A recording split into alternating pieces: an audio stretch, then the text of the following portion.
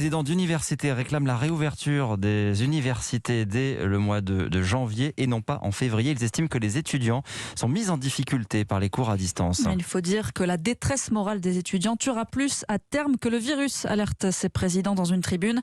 À Strasbourg, le reportage de notre correspondant Arthur Mbaché. Donc un contrat de cession. Une tasse de café tiède, une assiette pas débarrassée et le prof de Sciences Po sur l'écran de l'ordinateur dans la petite cuisine de la colocation de Malena, étudiante en distanciel, étudiante abattue. Je me sens pas bien, je me sens comme dans un bocal. Et ce qui est difficile, c'est que moi j'ai l'impression de pas faire mon master parce que j'ai du mal à suivre. J'ai toujours été une bonne élève et là je pense que ça fait 2 semaines que j'ai pas pris de notes dans un cours, quoi.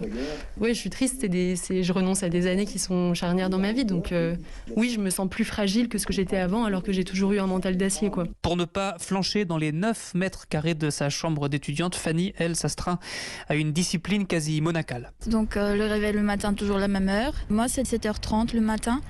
S'habiller, ne pas rester en pyjama pour ne pas trop traîner. Le petit café toujours. Et après, c'est en Skype avec mes camarades.